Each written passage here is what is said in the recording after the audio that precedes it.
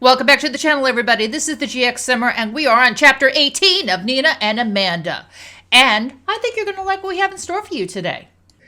Now, it's been a while since we've caught up with everybody, so things are going really well. And Nina's in a good place, too, because over the last couple of months, she has been working on this manuscript that she believed very much in. And as we see, she is sitting down with her agent, Rachel, at her penthouse, and they're discussing the success of this newest book. So let's hear the conversation. Yeah, so that's the schedule of proposed venues. What do you think? Rachel asked.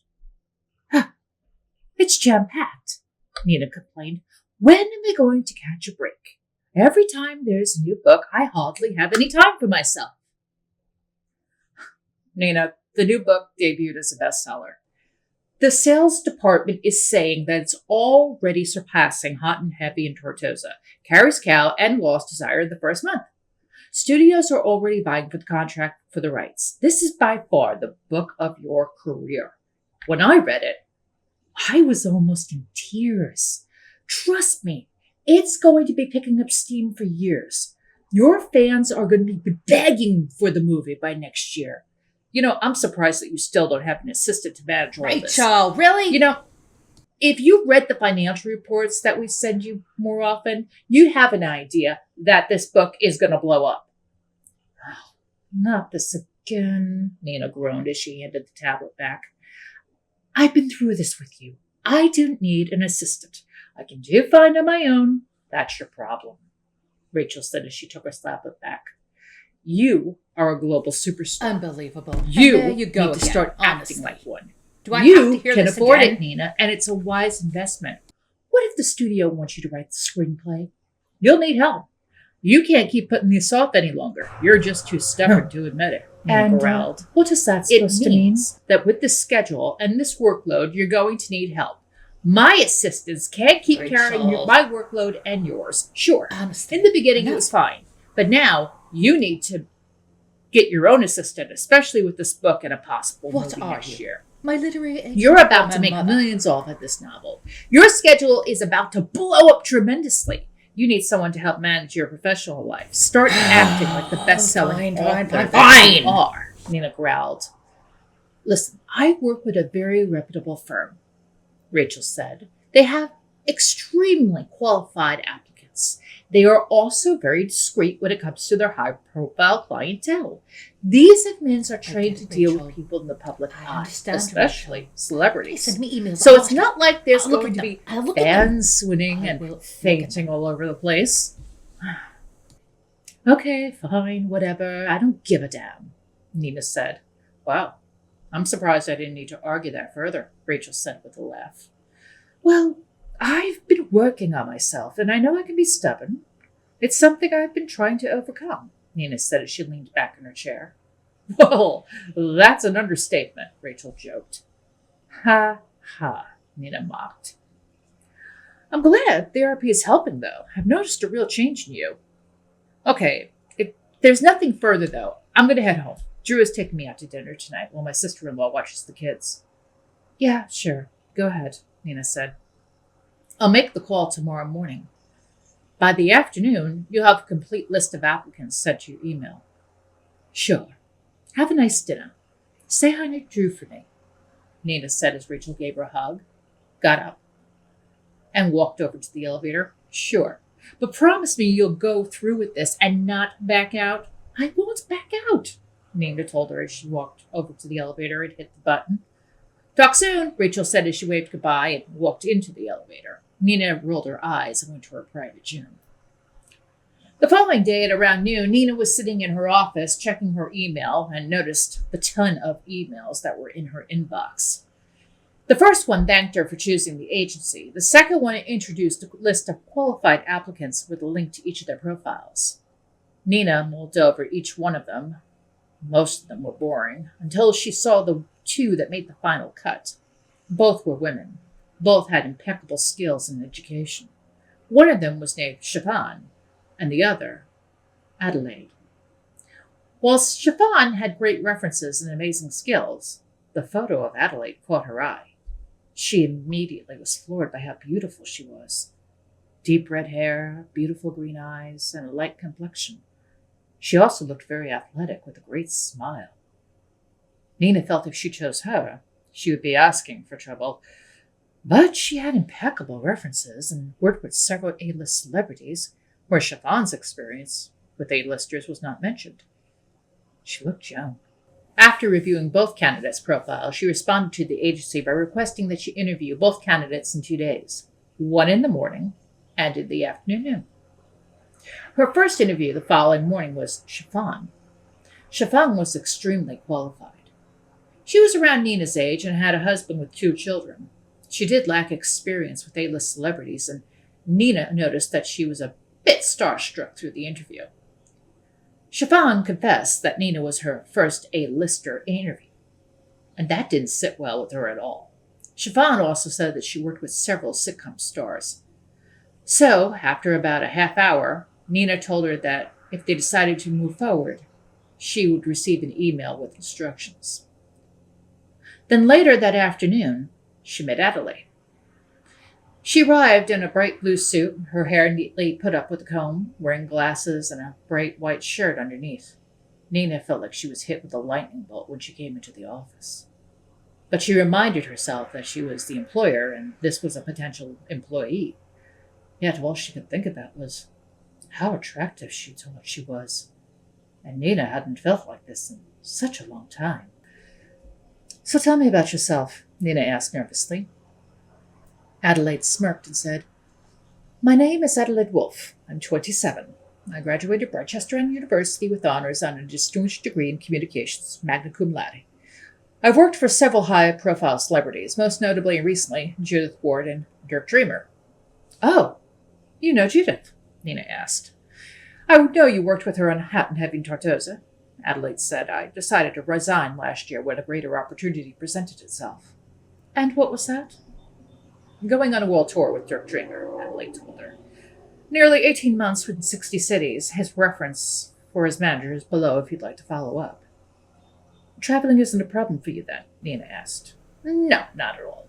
I'm single, so I don't have any attachments. I try to make it a point to visit my parents at least once a month and take a weekend off for myself occasionally." "Oh, well, this position has a very hectic schedule for the next 6 months. The project planning alone will be very intense. Are you certain that won't be a problem for you?" "Not at all. I'm used to hard work." "And the pay sits well with you?" "The pay is fine," Adelaide said. "You're hired," Nina just said. "When do you start?" "Well, tomorrow, if you'd like," Adelaide said. "Tomorrow would be great," Nina replied. "What time? Is 8 too early?" Nina asked. "No, it's fine. I'll be here. I don't require a desk. I use my laptop and phone most of the time. At home, I have an office where I can coordinate everything. Would it be all right to work from home from time to time?" "Yes, that would be fine," Nina said. "Great. I'll see you tomorrow, Miss Kaba." "Call me Nina," Nina said as she stood and shook her hand. "Thank you, Nina." "I'm Addie," she purred. Nina felt herself blush as she said, "I'll see you in the morning, Addie." Addie smiled with a nod and then walked out of the office. Nina reminded herself she needed to be professional, but she was glad she felt an attraction. It meant her therapy was probably working. At 8 a.m., Addie was in Nina's office already at work, and Nina had to admit it was good not to worry about phone calls, emails, schedules, and appointments. The only calls to be permitted to Nina were Carrie, her Aunt Alexa, Rachel, Leah, Amanda, Tony, her therapist, and her lawyer. Addie did a great job of sorting through the important emails, flagging only the ones from Rachel, her publisher, lawyer, and daughter. Nina loved that she could concentrate on her work and not having to worry about mundane tasks. Normally, she hated having people walk around while she wrote, but she didn't mind Addie being around at all. Addie was extremely attractive. She caught herself stealing glances at her. Yet she reminded herself that Addie was her employee and not a potential love interest. Addie was thorough in her work. It was the best of both worlds. Week 1 went by quickly. For Nina, she was surprised at how well managed things were. Addie nearly thought of everything. She even reminded her to have fun during the day while she worked. Nina thought that was thoughtful. She figured after a while she'd look at her as just her assistant, nothing more than that. But it was hard not to have these thoughts. Nina was deep in thought, reviewing part of a new manuscript when she heard Addie say, "I'm going to head home. If you need anything, don't hesitate to reach out." "Enjoy the evening, Addie. You did great this week. I'm very pleased with the way you've managed my affairs. I'll see you on Monday," Nina told her with a smile. Addie grinned and said, "You know, if I'm not busy over the weekend, I could catch up on some of the workload. It would give us a jump for the week ahead." "Oh, no," Nina said. "I don't expect you to work on your time off. We're going to be busy enough when that tour starts. You should take it easy." "Honestly, I don't mind," Addie said. "Well, as long as you don't mind, maybe review the latest sales report from Rachel and give me your recommendation." "Sure, consider it done," Addie said with a grin. "Have a great weekend. I'll see you on Monday." Nina watched her go out of the office. She noticed when Addie turned, she gave her a sly smile before she walked out of the office. Nina sighed, thinking, what was that? Nina decided not to reveal this little bit of attraction to her therapist or Rachel. Both would probably blast her for having these thoughts about her employee. Technically, she wasn't Nina's employee, but the agency's. She couldn't deny that Addie was attractive, but she knew better. Plus, what if it did happen? A scandal could easily come from this. Nina decided for that reason not to pursue it. She decided a good workout was in order, and that's what she did instead. The tour was less than 6 weeks away. Nina was not looking forward to going to 3 cities in the next 3 weeks. Addie had been working for her a little over a month now. She was very competent, but Nina's feelings towards her had not changed. In fact, they got stronger.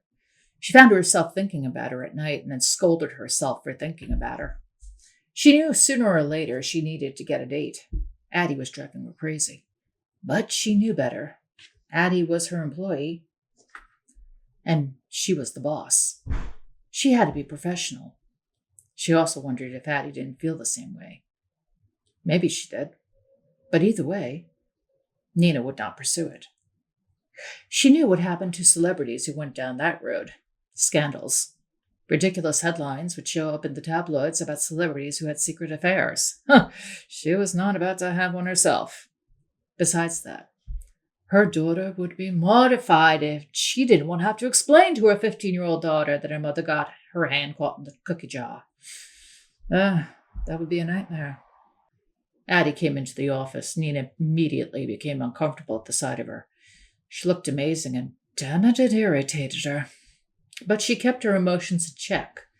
She had on a sleeveless blouse and tight-fitting skirt with no stockings, just open-toe heels. It had been a hot summer day, and she noticed that Addie preferred to sit out on the patio with her laptop near the pool. It was the first time Nina saw her bare legs, and all she could think of was, oh my God. "Nina, huh? What?" she asked as she cleared her throat. "What was that you wanted me to check on?" "No, Nina, you wanted me to check on something." "Oh, yeah, sorry. Yeah, I needed you to check into something for me." "I know that. So what's troubling you?"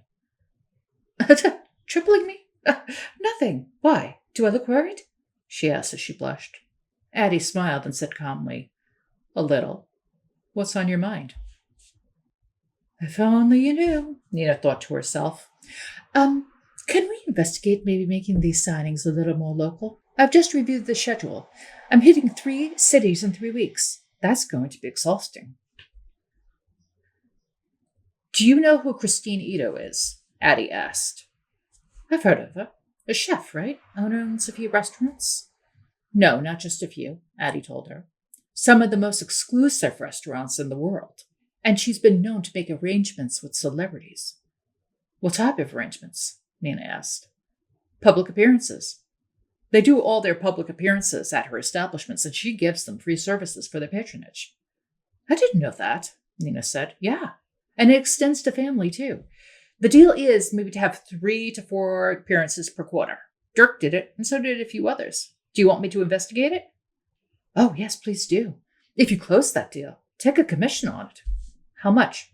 "50% okay with you?" Nina asked with a grin. 15% would be fine, Addie told her.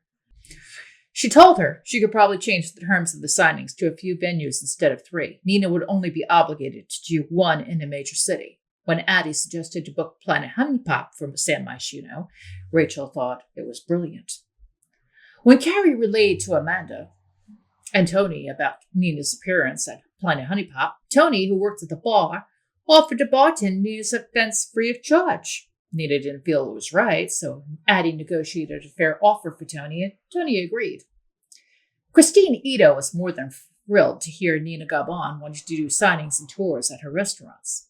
Addie negotiated the deal. Christine agreed on the price and offered free services to Nina and all members of her family. Addie got 15% on the sale and celebrated by buying herself an expensive outfit and new watch she had her eye on. Nina was relieved to hear that she didn't have to spend 3 weeks in 3 different cities. The tour started off without a hitch. Nina was amazed that after all of these years, this is all she needed to do to get her signings and editor meetings to be local.